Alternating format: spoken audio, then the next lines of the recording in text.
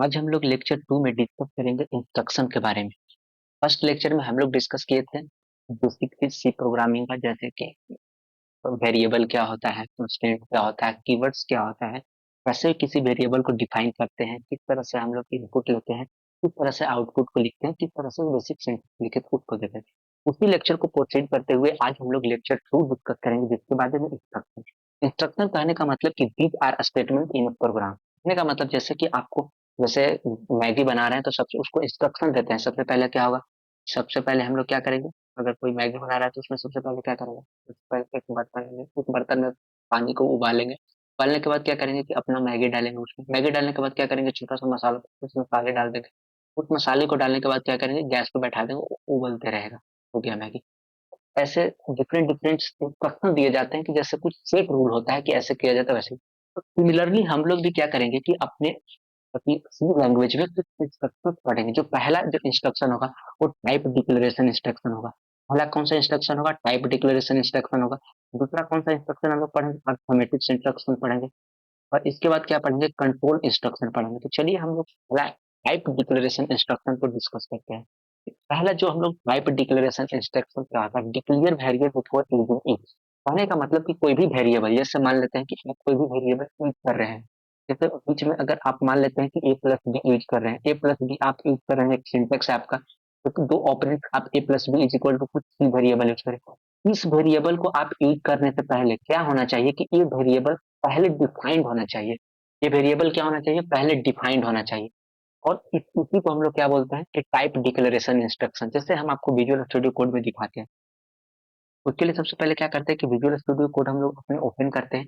और कल जो हम लोग एक फोल्डर बनाए थे उसी फोल्डर को ओपन करते हैं। जैसे आपको फोल्डर C1 के नाम से बनाए थे, और इस C1 के अंदर हम लोग क्या किए थे, C1 के अंदर हम लोग क्या किए थे कि इस C1 के अंदर ट्यूटोरियल 1 बनाए थे।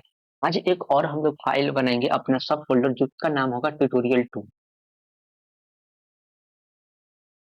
ट्यूटोरियल 2 .c के नाम से हम लोग बनाएंगे, और आज इसमें अपना हम लोग बेसिक प्रोग्रामिंग करेंगे सी लैंग्वेज का। सबसे पहले क्या करते हैं कि कुछ बेसिक कोड लिख लेते हैं। जैसे आपको कल बताए थे कि हैशटैग इंक्लूड स्टूडियो लिखना जरूरी होता है, कब प्रोग्राम क्या होगा, रन नहीं करेगा। तो सबसे पहले हम लोग लिख दिए स्टूडियो डॉट। इसके बाद क्या करते हैं, इंट मेन कर लेते हैं। इंट मेन के बाद क्या करते हैं कि इसके अंदर हम लोग इंट, जैसे यहाँ पे डिफाइन हम लोग करें ए बी सी, तीन वेरिएबल हम लोग डिफाइन कर लिए। या फिर डिफाइन नहीं करते और भी क्या, सीधा हम लोग क्या लिखते हैं इसके बाद, रिटर्न 0। इस चीज को हम लोग इतना लिख दिए, रिटर्न 0 हम लोग लिख दिए। इसके बाद क्या करते हैं कि इसमें कुछ भी ऑपरेशन करेंगे जो हम लोग यहाँ पढ़ेंगे। सबसे पहले देखते हैं, देखिए कौन कौन से यहाँ पे जो इंस्ट्रक्शन दिए गए हैं, कौन कौन से इंस्ट्रक्शन वैलिड है। जैसे सबसे पहले क्या किया, a integer a 22, A value क्या किया कि ए को 22 दे दिया। मतलब 22 क्या किया, ए में स्टोर किया, तब बी को क्या किया, ए के बराबर, तब बी का वैल्यू क्या हो गया, बी का वैल्यू जो होगा वो भी वैल्यू क्या होगा, 22 होगा। क्योंकि पहले वो क्या किया, तो उसको ए को, ए जो था वो ए में 22 को स्टोर करवाया। अब क्या कह रहा है, ये वैल्यू स्टोर हो गया, ए जो हो गया बी में स्टोर हो गया, तो बी का अब वैल्यू कितना हो गया, बी का वैल्यू अब 22 हो गया। जैसे हम आपको इसको एग्जीक्यूट करके दिखाते हैं। चलते विजुअल स्टूडियो कोड में, जैसे यहाँ पे क्या लिखा हुआ है, int int A is equal to 22, int A is equal to 22, और इंट क्या करते हैं हम, B is equal to A कर देते हैं। Int B is equal to A, और प्रिंट क्या कर लेते हैं, प्रिंट एफ क्या कर लेते हैं, परसेंटेज बी कॉमा बी को हम प्रिंट करके आपको दिखवाते हैं। जैसे ही हम इसको बी को प्रिंट कंट्रोल से सेव करके आपको एग्जीक्यूट करके दिखाएंगे, तो देखिएगा यहाँ पे जो बी का भी वैल्यू मेरा देगा। एक दिन हम लोग यहाँ पे गलत किए, क्योंकि यहाँ पे हम लोग को पैरेंथेसिस लगाना पड़ेगा, बिना पैरेंथेसिस के वो। इसके बाद हम लोग कंट्रोल एस से सेव किए, और जब हम इसको एग्जीक्यूट करेंगे तो देखिएगा पी का वैल्यू क्या किया, 22। यहाँ पे आप मैसेज भी डाल सकते हैं। मैसेज क्या डाल सकते हैं, इसका मैसेज डाल देते हैं कि द वैल्यू ऑफ बी, ताकि आपको पता चले द वैल्यू ऑफ बी, यहाँ पे बैकस्लैश एन। देखिएगा जैसे इसको कंट्रोल सेव करके यूज करेंगे तो वहां पे क्या देगा कि द वैल्यू ऑफ बी जो होगा मेरा, देखिए द वैल्यू ऑफ बी क्या दे दिया, 22 दे दिया। इसका कहने का मतलब क्या किया कि हम लोग सबसे पहले ए को डिफाइन कर दिए वेरिएबल को, क्योंकि अगर यहाँ पे नहीं करते तो नहीं। यही चीज यहाँ पे बता रहा है कि ये सिंटेक्स वैलिड है। सबसे पहले क्या किया कि ए को 22 को क्या किया, ए में स्टोर करवा दिए, फिर ए के उसमें स्टोर करवा दिए बी में, इसलिए बी का वैल्यू क्या हो गया मेरा 22। अब यहाँ पे एक देख सकते हैं कि सी को क्या कर सकते हैं कि b+1। जैसे देखिए बी का वैल्यू क्या था 22। सिमिलर हम लोग क्या कर सकते हैं, जैसे हर चीज हम लोग विजुअल स्टूडियो कोड में करके देखेंगे। यहाँ पे सिमिलरली क्या करते हैं कि int B int C equal to क्या करेंगे b+1 b+1 b+1, और यहाँ हम लोग किसको प्रिंट करवाएंगे, सी को प्रिंट करवाएंगे। और यहाँ वैल्यू किसका रखेंगे, सी का। और इसको सेव करके जैसे एग्जीक्यूट करवाएंगे उसका वैल्यू क्या हो जाएगा 23। देखिए the value of C is 23। तो क्या है, जितना भी स्टेटमेंट आप यहाँ पे देख रहे हैं सारा स्टेटमेंट क्या है, वैलिड है। इस तरह से आप डिफाइन कर सकते हैं, या फिर इस तरह से डिफाइन कर सकते हैं, या फिर इस तरह से डिफाइन कर सकते हैं, या फिर देखिए बी इज इक्वल टू 1 ई है। कहने का मतलब कि दो वेरिएबल हम लोग एक साथ डिफाइन कर सकते हैं। जैसे देखिए वहां पे आपको हम लिख कर दिखाते हैं। जैसे देखिए क्या देखेंगे, सबसे पहले इंट बी इक्वल टू 1 कर देते हैं कॉमा ई। ये क्या है, बेसिकली ये वैलिड सिंटेक्स इसलिए है क्योंकि बी का वैल्यू हम लोग यहाँ पे इनिशियलाइज कर दिए हैं 1, लेकिन ई को वैल्यू कोई नहीं दे सकते। ये कुछ और कर सकते हैं, जैसे इंट इज इक्वल टू एक साथ मल्टीपल वेरिएबल को आप डिफाइन कर सकते हैं, ए बी कॉमा सी। जैसे देखिए ये क्या होता है, एरर नहीं होता है।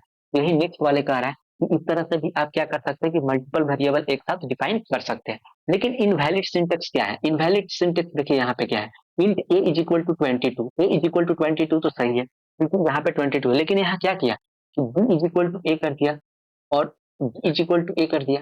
ये बेसिकली क्या है, ये बेसिकली इनवैलिड सिंटेक्स है। इनवैलिड सिंटेक्स इस तरह से लिख सकते हैं आप, क्या कीजिए यहाँ पे ए प्लस बी कर दीजिए। मतलब यहाँ इधर पे जो लेफ्ट साइड है, आपको जो लेफ्ट साइड है वो मिसप्रिंट हो गया है। लेफ्ट साइड है उसको क्या कर दीजिए, दो वेरिएबल बना दीजिए और यहाँ पे लिख दीजिए सी। और सी इज इक्वल टू क्या कर दीजिए, सी इज इक्वल टू पहले डिफाइन कर दीजिए 22 है। मान लीजिए कि सी का वैल्यू 22 है, सी का वैल्यू 22 है। सी जब आएगा यहाँ पे ए प्लस बी को, यहाँ पे टू ऑपरेंट को कभी वैल्यू मिल पाएगा, नहीं मिल पाएगा। इसलिए ये क्या होता है, इनवैलिड सिंटेक्स होता है। ये जो आप सिंटेक्स देख रहे हैं मिसप्रिंट है, तो इसको आप ध्यान नहीं दीजिएगा। जो हम यहाँ पे बताएं नेक्स्ट वाले सिंटेक्स, उस सिंटेक्स को क्या कीजिएगा आप यहाँ पर ध्यान दे सकते हैं। तो हम लोग नेक्स्ट बुक्स की ओर बढ़ते और देखते हैं अर्थमेटिक इंस्ट्रक्शन। सबसे पहले किस चीज का इंस्ट्रक्शन देखिए, जैसे हम लोग तीन यहाँ पे पढ़ने वाले हैं।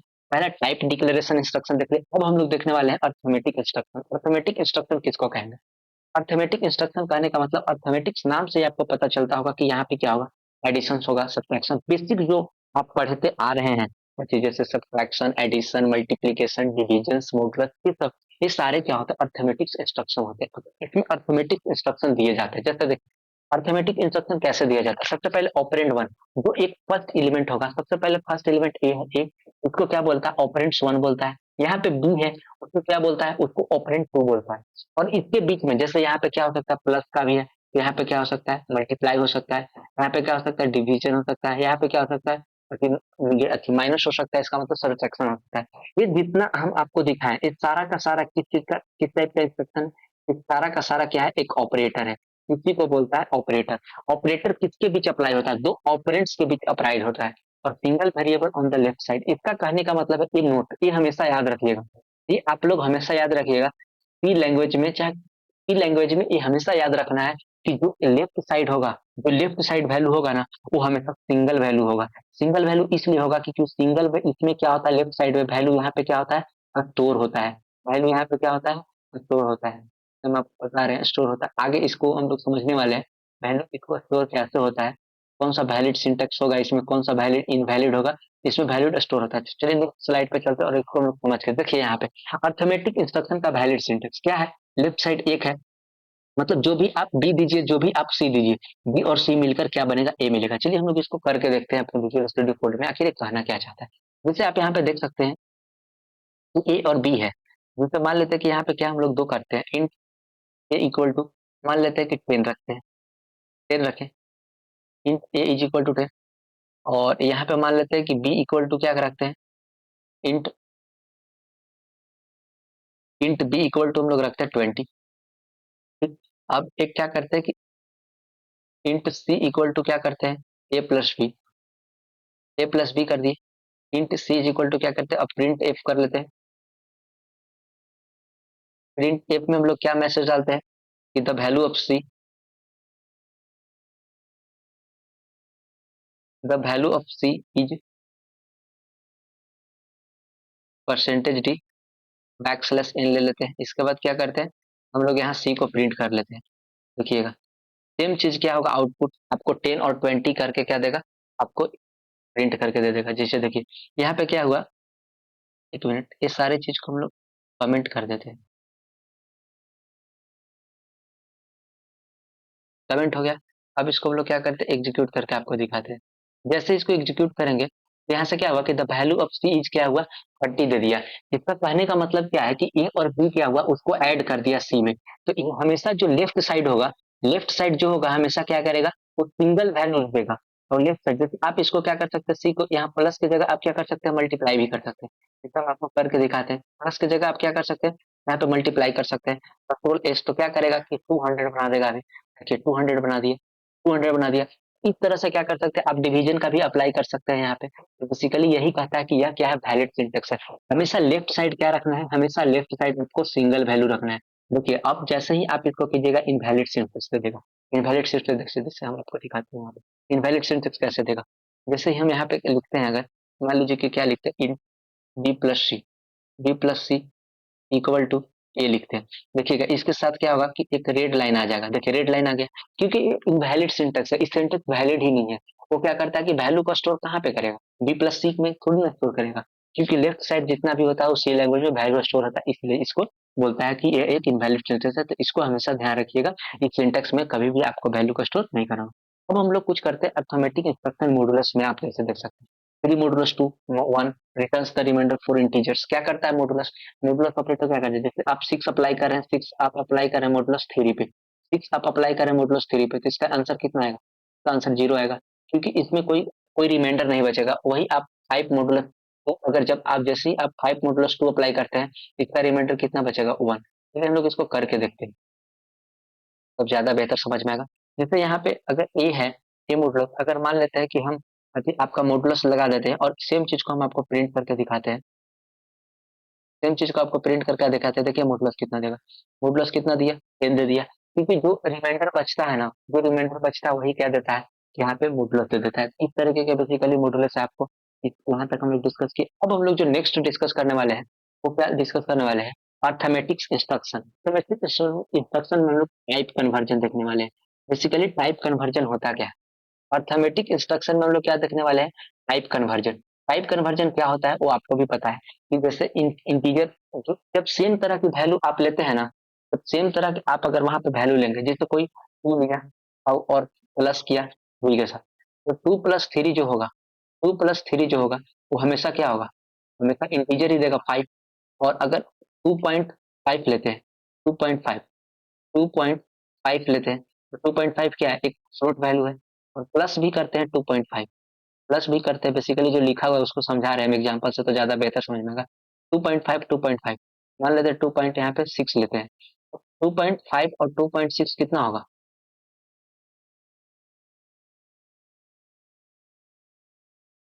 5.1 हो जाएगा। इस तरह से बेसिकली क्या होगा कि फ्लोट वैल्यू हमेशा क्या होता है, फ्लोट ही देता है। फ्लोट वैल्यू क्या करेगा कि हमेशा वो क्या करेगा, फ्लोट ही देगा। और इंटीजर वैल्यू क्या करेगा, हमेशा इंटीजर। जब बात आता है यहाँ पे इंटीजर और वर्सेस फ्लोट पे, डिफरेंट डिफरेंट वैल्यू आपको पता होगा कि इंटीजर जो होता है वो कितना लेता है, 2 बाइट लेता है, और फ्लोट होता है 4 बाइट। क्या सिस्टम किया कि जब हम दो एक स्मॉल 2 बाइट का वैल्यू ऐड करते हैं, जैसे एक 2 प्लस ऐड करते हैं, एक 2.0 ऐड करते हैं, 2 ऐड करते हैं, एक 2.0 ऐड करते हैं, तो कौन सा वैल्यू देगा। हमेशा क्या किया कि एक छोटा वैल्यू एक बड़ा वैल्यू को ऐड कर रहा है, तो हमेशा आउटपुट क्या एक बड़ा वैल्यू में स्टोर करेगा। बड़ा में वैल्यू में स्टोर करने के लिए इसको क्या देते हैं, 4.0। और 4.0 क्या है, 4.0 एक फ्लोट है। इसलिए इंटीजर और फ्लोट जब ऐड होता है, इसलिए जब इंटीजर और फ्लोट जब ऐड होता है तो कौन सा वैल्यू देता है, वो आपको एक फ्लोट वैल्यू देता है। तो इसमें इस चीज को टाइप कन्वर्जन हमेशा याद रखिएगा, कि जब इंटीजर जब सेम तरह के आप यूज करते हैं, जैसे इंटीजर प्लस इंटीजर, तो क्या देगा, इंटीजर इंटीजर इंटीजर के साथ ओपी के बेसिकली ऑपरेशन है। जब इंटीजर इंटीजर के साथ ऑपरेशन करेगा तो हमेशा इंटीजर देगा। इंटीजर जब फ्लोट के साथ ऑपरेशन करेगा तो हमेशा फ्लोट देगा। जब फ्लोट फ्लोट के साथ ऑपरेशन करेगा तो हमेशा कौन सा वैल्यू देगा, फ्लोट वैल्यू। ये एक, एक चीज यहाँ भी आप ये भी याद कर सकते हैं, कि जब सेम टाइप का ऑपरेशन सेम चीज के साथ होता है तो वो सेम चीज ही देता है। वैसे कहने का मतलब इंटीजर ऑपरेशन इंटीजर के साथ एड प्लस कीजिए, चाहे एडिशन कीजिए, चाहे सब्ट्रैक्शन कीजिए, चाहे मल्टीप्लीकेशन कीजिए, चाहे मॉड्यूलस कीजिए, वो क्या देगा, किस तरह का वैल्यू, इंटीजर ही देगा। इस तरह से फ्लोट देगा, फ्लोट ही देगा। चलिए हम इसको एग्जाम्पल से आपको समझते हैं। जैसे आप यहाँ पे देख रहे हैं क्या, कि जैसे हम यहाँ पे क्या किए कि int A is equal to 10 और int B is equal to 20 है, और int C is equal to क्या, ए मतलब इंट मॉडुलस क्या होता है कि बी है। तो यहाँ पे क्या होता है कि सेम वैल्यू ऐड करते हैं हम लोग।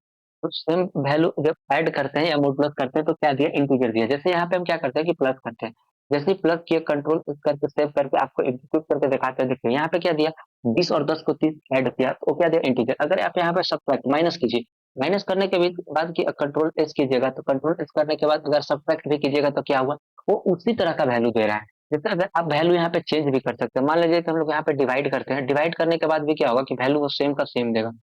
इस तरीका के बेसिकली क्या होता है कि जैसे देखिए यहाँ पे क्या है, इंटीजर टाइप ही रिटर्न किया।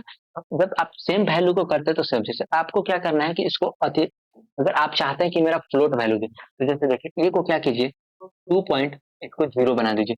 जैसे हम ए को 2.0 बनाएंगे तो क्या होगा कि जब इंटीजर और फ्लोट के बीच बीच अभी होने लगा, तो बेसिकली इसको नहीं बनाते, ऊपर वाले को बनाते हैं, वैल्यू को चेंज कर देते हैं हम लोग 10, और ऊपर हम लोग इसको ले लेते हैं 20। जैसे 20.0 लेंगे तो क्या होगा कि ये वैल्यू हम लोग इसको फ्लोट बना दिए, तो फ्लोट बनाए तो यहाँ पे क्या करना पड़ेगा कि आपको आउटपुट में यहाँ भी एफ डालना पड़ेगा और इसको प्रिंट करना पड़ेगा, और यहाँ पे सही है। जैसे ही हम लोग कंट्रोल एस करके इसको एग्जीक्यूट करते हैं तो वो क्या करेगा कि देखिए यहाँ पे आपको क्या किया, 0.00 फ्लोट वैल्यू दे दिया। तो फ्लोट वैल्यू बेसिकली क्या हुआ, मतलब ये जो आपको जितना डेसिमल तक फ्लोट वैल्यू क्या किया वो उसको प्रिंट करके दे दिया। तो इंटीजर और फ्लोट में जब हम लोग ऑपरेशन रीच किए तो वो किस तरह का वैल्यू दिया, वो आपको एक वो एक आपको फ्लोट वैल्यू रिटर्न करके दिया। तो इस तरह से बेसिकली हम लोग टाइप कन्वर्जन को यूज करेंगे।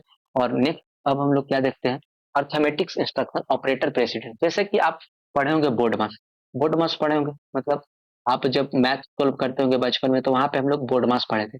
बोर्ड मास बेसिकली क्या होता है कि जब डिफरेंट डिफरेंट एक साथ अप्लाई हो जाता है, जैसे कि ब्रैकेट्स, डिविजन्स, मल्टीप्लीकेशंस, जब सब एक साथ आ जाता है तो हम लोग वहां पे कंफ्यूज हो जाते थे कि पहले किसको करें।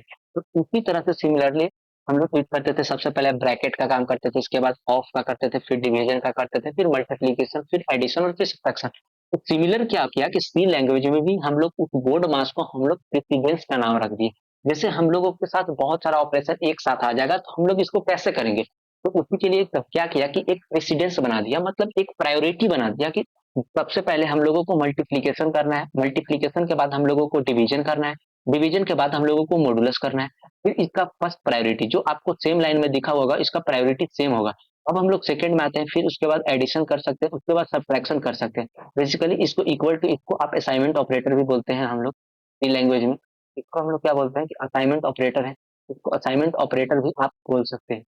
असाइनमेंट ऑपरेटर है, इस तरह से प्रेसिडेंस बना है। जैसे हम लोग पहला एग्जांपल लेते हैं A1, ये क्या लिखा हुआ है कि x इज इक्वल टू 4+9 × 10। इसमें बेसिकली क्या है, मल्टीप्लाई है।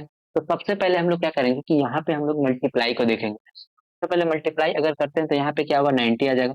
तो जिस तरह से 90 आया यहाँ पे, तो 90 को क्या करेंगे, 90 में +4 ऐड करेंगे। 90 में क्या करेंगे कि हम लोग +4 ऐड करेंगे तो क्या बन जाएगा, 94 बनेगा। अगर इस रूल जिसको नहीं पता होगा वो क्या करेगा कि इसका रिजल्ट चेंज भी कर सकता है। फिर क्या कर सकता है, जैसे कि किसी को रिजल्ट पता नहीं होगा, नहीं पता होगा तो क्या करेगा कि 4+9 पहले ऐड कर लेगा, 4+9 ऐड कर लेगा, और इसको क्या लिख लिखेगा, फिर लिखेगा 13। फिर इसको क्या करेगा, 10 से मल्टीप्लाई करेगा। 10 से मल्टीप्लाई करने के बाद क्या होगा कि इसका रिजल्ट 130 आ जाएगा। अगर किसी को प्रेसिडेंस नहीं मालूम होगा, किसी को प्रायोरिटी नहीं मालूम होगा, तो क्या कर सकता है कि उसको रिजल्ट में चेंजिंग वो ला सकता है। तो इसका रिजल्ट 130 हो गया। एक नेक्स्ट एग्जांपल हम लोग देखते हैं, जैसे यहाँ पे देख रहे हैं कि आप मल्टीप्लाई भी है, डिवीजन भी है, और फिर मल्टीप्लाई है। ये क्या है, बेसिकली इसका सेम प्रेसिडेंस में आ रहा है। यहाँ पे सेम प्रेसिडेंस में आ रहा है। इस तरह का जब सेम प्रेसिडेंस में आ रहा है तो हम सबसे पहले किसका करेंगे, इसके लिए हम लोग क्या करते हैं कि नेक्स्ट एक टॉपिक पढ़ते हैं जिसका नाम होता है एसोसिएटिव। एसोसिएटिव क्या होता है कि फोर्थ सेम प्रेसिडेंस के लिए यूज कर सकते हैं। जैसे आप एग्जांपल में यहाँ देख सकते हैं, यहाँ पे क्या हुआ कि सेम प्रेसिडेंस का जब ऑपरेटर्स बीच में आने लगे ऑपरेटर्स, तो उसमें उस क्वेश्चंस को कैसे सॉल्व करेंगे। तो उसके लिए हम लोग क्या करते हैं कि एसोसिएटिव पढ़ते हैं। एसोसिएटिव बेसिकली क्या कहता है कि जो भी सब सेम प्रेसिडेंस रहे, एक जब कोई भी ऑपरेटर्स या ऑपरेंट्स के बीच जब सेम प्रेसिडेंस आ जाता है तो उसको हम लोग क्या करते हैं कि लेफ्ट से राइट की तरफ सोल्व करते हैं, लेफ्ट की राइट। जैसे यहाँ पे आप देख सकते हैं, सबसे पहले 4 × 3 को मल्टीप्लाई करेंगे, 4 × 3 को मल्टीप्लाई करेंगे तो हम लोग को क्या आएगा, 12 आएगा। 12 फिर क्या है, यहाँ पे 6 है। इसको क्या करेंगे कि हम लोग 6 से डिवाइड करेंगे, 6 से डिवाइड करेंगे तो डिवाइड करने के बाद क्या बचेगा, 2 बचेगा। फिर इसका एक मल्टीप्लाई का प्रेसिडेंस है तो यहाँ पे हम लोग मल्टीप्लाई देखेंगे, फिर 2। इसका रिजल्ट क्या आएगा, ओवरऑल जो रिजल्ट इसका आएगा 4 आएगा। जब आप एक चीज इंपॉर्टेंट चीज है, इसको नोट कर लीजिएगा कि जब सेम प्रेसिडेंस आता है तो हम लोग एक एसोसिएटिव लॉ लगाते हैं जो कि लेफ्ट टू राइट सोल्व करते हैं। तो यही एक एग्जांपल था जो कि आप लेफ्ट टू राइट। अब यहाँ पे हम लोग एक प्रैक्टिस क्वेश्चन ले सकते हैं, जैसे प्रैक्टिस क्वेश्चंस ले सकते हैं, जैसे अगर किसी को सोल्व करना होगा तो वो कर सकते हैं। पहला क्वेश्चन क्या करते हैं कि हम लोग करते हैं कि इंटू फाइव इंटू अगर हम लोग ले ले यहाँ पे टू और -2 इंटू 3। ये प्रैक्टिस क्वेश्चन है, आप लोग को होमवर्क है, कर सकते हैं इसको। 2 into 3।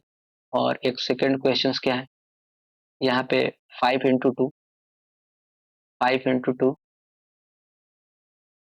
5 into 2 divide 2 into 3।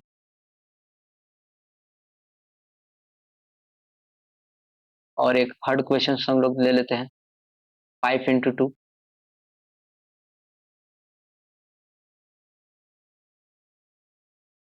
5 into 2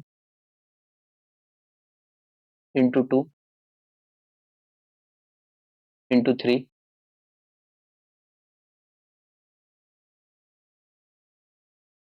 के बाद एक फोर क्वेश्चन ले लेते हैं, 5 + 2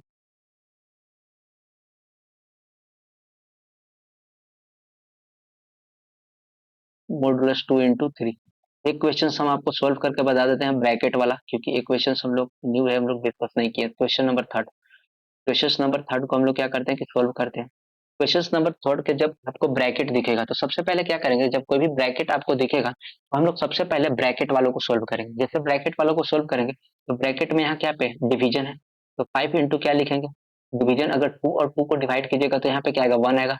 1 को फिर क्या कीजिएगा, फिर मल्टीप्लाई कीजिएगा 3 से। यहाँ पे क्या है बेसिकली, 5 को क्या सेम प्रेसिडेंस आ रहा है तो क्या कीजिए, लेफ्ट से राइट जाइए। तो लेफ्ट से राइट जाइएगा तो इसका आंसर क्या आएगा, इसका आंसर 3 आएगा।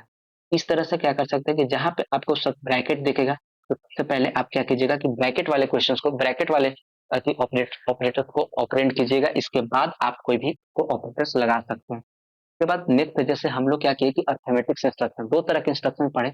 सबसे पहला जो हम लोग पढ़े थे इंस्ट्रक्शन, सबसे पहला जो इंस्ट्रक्शन हम लोग पढ़े थे टाइप डिक्लेरेशन इंस्ट्रक्शन पढ़े। फिर अर्थमेटिक इंस्ट्रक्शन पढ़े। अर्थमेटिक इंस्ट्रक्शन, अब जो एक लास्ट हम लोग इंस्ट्रक्शन पढ़ने वाले हैं वो मेरा कंट्रोल इंस्ट्रक्शन है। कंट्रोल इंस्ट्रक्शन बेसिकली क्या करता है कि ऑपरेंड्स को कंट्रोल करने का वो बताता है। कंट्रोल कंट्रोल इंस्ट्रक्शन बेसिकली क्या करता है कि वो प्रोग्राम को फ्लो को कंट्रोल करता है। प्रोग्राम मतलब फ्लो कंट्रोल करता है। जैसे कि सबसे पहले आपको हम दिखाते हैं किस तरह से। जैसे यहाँ पे विजुअल स्टूडियो कोड में हम लोग क्या देखें कि सबसे पहले ए वाला फर्स्ट ऑपरेटर ऑपरेंड्स हुआ, फिर ए हुआ, फिर हुआ। क्या एक सीक्वेंस है, एक फ्लो है कि इस फ्लो में क्या करेगा कि वो ऑपरेट करेगा। सबसे पहले ए वाले, फिर ए, फिर ए, फिर ए, फिर आउटपुट देगा। अगर ये इधर कोई एरर होगा तो उसको क्या करेगा, प्रोग्राम को एग्जीक्यूट नहीं करके क्या होगा, तो वहां से एग्जीक्यूट नहीं करेगा। इसी तरह से क्या होता है कि यहाँ पे एक सीक्वेंस को उसको बताता है कि मतलब एक फ्लो को बताता है कि किस तरह से फ्लो का प्रोग्राम, तो उसी फ्लो पे बेसिकली जब कंट्रोल करते हैं तो उसको हम लोग कंट्रोल इंस्ट्रक्शन कहते हैं। कैसे कर सकते हैं, पहला सिक्वेंशियल कंट्रोल कंट्रोल कर सकते हैं, मतलब कोई सीक्वेंस में हम लोग प्रोग्राम को एग्जीक्यूट करा सकते हैं। डिसीजन कंट्रोल करा सकते हैं, डिसीजन मेकिंग ले सकते हैं बेसिकली। मतलब जो कंडीशनल स्टेटमेंट होता है, कंडीशनल स्टेटमेंट होता है बेसिकली डिसीजन स्टेटमेंट होता है। जैसे इफ इल्स इल्स इफ आप वहां पे यूज कर सकते हैं। फिर लूप, जैसे एक कोई एक फॉर लूप वाइल लूप हम लोग डिस्कस करेंगे तो उसमें लूप लूप कंट्रोल कर सकते हैं। लूप कंट्रोल करने का मतलब कि जब सेम चीज एडिशन, अगर हमको बार बार एक ही नंबर, बार बार एक ही चीज बार बार परफॉर्मेंस करना पड़ रहा है और बार बार उस चीज को हम लिख रहे हैं, उसको लिखने के बजाय क्या करेंगे कि हम लोग लूप यूज कर लेंगे। फिर हम लोग केस कंट्रोल यहाँ फेल होगा, फिर हम लोग क्या करेंगे, केस कंट्रोल यूज करेंगे। उस तरह से बेसिकली क्या होता है, कंट्रोल इंस्ट्रक्शन होता है। अब हम लोग इसमें एक नेक्स्ट पढ़ेंगे ऑपरेटर्स। ऑपरेटर्स बेसिकली आपको पता होगा कि ऑपरेटर्स हम लोग किसको बोलते हैं। ऑपरेटर्स उसको बोलते हैं कि जो दो दो ऑपरेंड्स के बीच, दो ऑपरेंड्स के बीच जो वर्क को परफॉर्म करे उसको बेसिकली क्या बोलते हैं, ऑपरेटर। जैसे यहाँ पे आप प्लस देख रहे हैं, इसको में प्लस है, ये क्या है, ये ऑपरेंड्स 1 है। तो क्या है, वो ऑपरेंड्स 1 है, वो ऑपरेंड्स 1 है, इसको शॉर्टकट हम OP1 लिखते हैं। और इसका क्या है, OP2 है। दो ऑपरेंड्स आप देख रहे हैं कि ए और बी है, लेकिन उसके बीच का जो ऑपरेटर्स है वो किस तरह का ऑपरेटर्स है, एडिशन ऑपरेटर्स है, प्लस ऑपरेटर है। तो सीधे क्या होगा कि प्लस ऑपरेटर है। यहाँ पे माइनस हो सकता है, जैसे आप अर्थमेटिक्स ऑपरेटर ले लेते हैं। अर्थमेटिक्स ऑपरेटर में क्या होता है कि सबसे पहले प्लस करते हैं, प्लस के बाद हम लोग माइनस करते हैं, माइनस के बाद क्या करते हैं कि हम लोग मल्टीप्लाई करते हैं, और मल्टीप्लाई के बाद क्या करते हैं कि हम लोग मॉडुलस करते हैं। तो ये क्या है, एक बेसिक, बहुत सारे अर्थमेटिक्स ऑपरेटर होते हैं और होते हैं, लेकिन हम लोग ये 4 और 5 जो होता है इंपोर्टेंट अर्थमेटिक्स ऑपरेटर है, तो इसके बारे में पढ़ेंगे। फिर हम लोग रिलेशनल ऑपरेटर पढ़ते हैं, जैसे ग्रेटर देन, कोई वैल्यू ग्रेटर देन है, कोई वैल्यू लेस देन है, ये रिलेशन बता रहा है कि जैसे कोई कंपैरिजन कर रहा है दो के बीच रिलेशन बता रहा है, उस तरह से हम लोग पढ़ते हैं। फिर ग्रेटर देन इक्वल है, लेस देन इक्वल है, उसी तरह से हम लोग लॉजिकल ऑपरेटर को डिस्कस करते हैं। फिर बिटवाइज ऑपरेटर करते हैं, असाइनमेंट ऑपरेटर जो हम आपको वहां बताया कि यहाँ पे असाइनमेंट ऑपरेटर, पैरेलल ऑपरेटर भी क्या होता है बेसिकली, एक ये भी एक कंडीशनल स्टेटमेंट की ही तरह यूज होता है।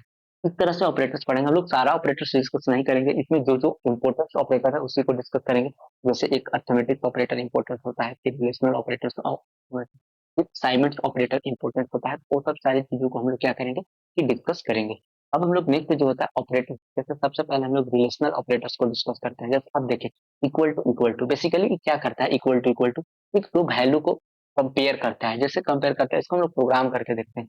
जैसे यहाँ पे देख रहे हैं, मान लेते हैं कि इसको कोई को क्या करते हैं कि कमेंट कर देते हैं। कमेंट करने के बाद क्या करते हैं कि दो वैल्यू हम लोग यहाँ पे लेते हैं। जैसे int A is equal to, अगर मान लेते हैं हम 10 लेते हैं, और int B is equal to अगर हम लोग 20 लेते हैं। यहाँ पे क्या करेंगे कि हम लोग कंपेयर करेंगे। कंपेयर क्या करेंगे कि इसको हम लोग क्या करते हैं कि प्रिंट कर देते हैं सीधा, प्रिंट एफ, और इसमें क्या लिखते हैं हम लोग, परसेंटेज डी, और कॉमा करके लिखते हैं क्या, ए इक्वल टू बी है क्या, वो चेक करने के लिए बोल रहे हैं। अगर ए होगा, अगर ए इक्वल टू बी होगा तो क्या करेगा कि वो 0 या 1 रिटर्न करके देगा। जैसे देखिए यहाँ पे क्या किया, 0 रिटर्न करके दिया। 0 रिटर्न करने का मतलब दो रिटर्न करता है, दो चीज रिटर्न करता है, या आपको 0 रिटर्न करेगा या 1 रिटर्न करेगा। जब 0 रिटर्न करेगा इसका मतलब उसका वैल्यू फॉल्स होगा, मतलब वो इक्वल नहीं होगा। और जब 1 रिटर्न करेगा इसका मतलब वैल्यू आपको ट्रू होगा। कहने का मतलब जैसे देखिए, आप यहाँ पे एग्जाम्पल हम लिए, ए इज इक्वल टू 10, जैसे ई इज इक्वल टू 10 लिए और बी इज इक्वल टू 20। ए और बी क्या है, आपस में इक्वल नहीं है। आपस में जब इक्वल वैल्यू नहीं है तो इसलिए क्या रिटर्न करते हैं, दिया 0। दूसरे देखिए, हम बी को क्या करते हैं, बी को भी 10 बनाते हैं। जैसे ही हम बी को 10 बनाएंगे, वो वैल्यू क्या रिटर्न करके देगा, आपको 1 रिटर्न करके देगा। इसका मतलब, कहने का मतलब ए और बी इक्वल क्या है। जैसे यहाँ पे हम क्या करेंगे कि नोट इक्वल टू लगाते हैं। जैसे देखिए, नोट इक्वल टू कहने का मतलब यहाँ पे हम लोग नोट इक्वल टू लगाते हैं। जैसे ही नोट इक्वल टू लगाकर कंट्रोल सेट करेंगे, वैल्यू क्या देगा, बराबर है, क्योंकि 0 देगा। इस तरह से बेसिकली क्या कर सकते हैं कि आप रिलेशनल ऑपरेटर को यूज कर सकते हैं। Less than, greater than, not equal to में आप क्या कर सकते हैं, वैल्यू यूज कर सकते हैं। इसके बाद हम लोग नेक्स्ट जो डिस्कस करने वाले हैं ऑपरेटर्स, लॉजिकल ऑपरेटर, रिलेशनल कर लिए। इसके बाद हम लोग लॉजिकल ऑपरेटर डिस्कस करने वाले हैं। लॉजिकल ऑपरेटर बेसिकली क्या होता है, एक आप मतलब बचपन में नहीं तो क्लास 12 के आसपास में आप लोग एक टेबल पढ़े होंगे। बेसिकली क्या कहता है कि जब दोनों स्टेटमेंट ट्रू होना चाहिए। इससे कहने का मतलब कि मान लेते हैं कि जैसे कोई कोई भी व्यक्ति है, जैसे ए है और ई बी है, तो ए और बी है, और यहाँ पे हम लोग कौन सा ऑपरेटर, यहाँ पे हम लोग क्या कर रहे हैं, मान लेते हैं ऑपरेटर्स लॉजिक। जैसे यहाँ पे देखिए, यहाँ 0 ले लेते हैं, दो वैल्यू 0 ले लेते हैं, और यहाँ पे 0 ले लेते हैं, और यहाँ पे हम लोग 0 ले लेते हैं। फिर क्या करते हैं, यहाँ 0 नहीं होगा, यहाँ पे 0 कर लेते हैं, और इसके बाद हम लोग क्या करते हैं कि यहाँ पे 1 1 लिख लेते हैं। दो वैल्यू लेते हैं, एक 1 लेते हैं यहाँ पे, एक 1 यहाँ पे लेते हैं।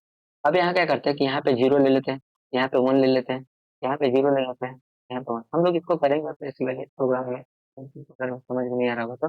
जैसे देखिए, 0 0 का क्या होगा, अगर यहाँ पे हम लोग कौन सा ऑपरेटर, एंड ऑपरेटर यूज कर रहे हैं। एंड ऑपरेटर बेसिकली कहने का मतलब गुना, गुना करने का मतलब। जैसे मल्टीप्लीकेशन, तो 0 0 में जब मल्टीप्लाई कीजिएगा तो यहाँ वैल्यू क्या आएगा, 0 आएगा। ये वैल्यू आपका रिजल्ट है, ये रिजल्ट है। तो 0 0 में 0, 0 1 में गुना कीजिएगा तो भी क्या आएगा, 0। 1 0 में कीजिएगा तो क्या होगा, 0। और 1 1 में कीजिएगा तो क्या होगा, 1 आएगा। इसको कहने का मतलब ये है कि अगर आपका एक भी कंडीशन गलत है, जब आप इसको लैंग्वेज के सेंस में समझ रहे हैं, जैसे मान लीजिए कि ए कॉमा बी, कोई दो वैल्यू ए कॉमा बी, अगर A is greater than B, आप कंपेयर कर रहे हैं, A is greater than B, and कोई भी ले लीजिए, एंड ऑपरेटर लीजिए, और एक वैल्यू और डिफाइन कर दीजिए सी। अब अगर सी इज ग्रेटर देन बी ऐसा है, अगर एक कंडीशन भी इस दोनों में से गलत है, तो वैल्यू क्या आएगा, 0 है।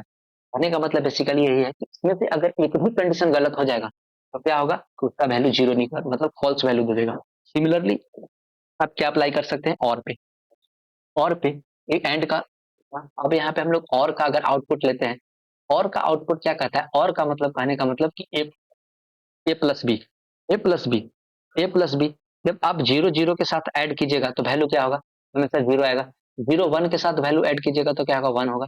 वन प्लस जीरो के साथ वैल्यू ऐड कीजिएगा तो क्या होगा, वन होगा। वन वन के साथ वैल्यू ऐड कीजिएगा तो वन होगा। इसका कहने का मतलब एंड और में यही डिफरेंस है कि एंड में जब आप ऑपरेटर्स अप्लाई कर रहे हैं तो दोनों का दोनों कंडीशन क्या होना चाहिए, मस्ट बी दोनों का दोनों कंडीशन जो होना चाहिए वो मस्ट बी करेक्ट होना चाहिए। मतलब एक भी कंडीशन फॉल्स नहीं होना चाहिए, मस्ट बी ट्रू होना चाहिए दोनों कंडीशन। लेकिन और ऑपरेटर में ऐसा नहीं है कि और ऑपरेटर में एक कंडीशन भी आपका ट्रू है तो वैल्यू क्या आएगा, ट्रू आएगा। फिर बेसिकली नोट ऑपरेटर जो होता है वो और का क्या होता है, सिर्फ अपोजिट होता है। जहाँ पे आपको क्या है, जैसे जीरो जीरो जीरो हुआ तो यहाँ पे वन रिटर्न कर देगा, तो उस तरह से बेसिकली क्या होता है, नोट ऑपरेटर का हम लोग यूज करते हैं।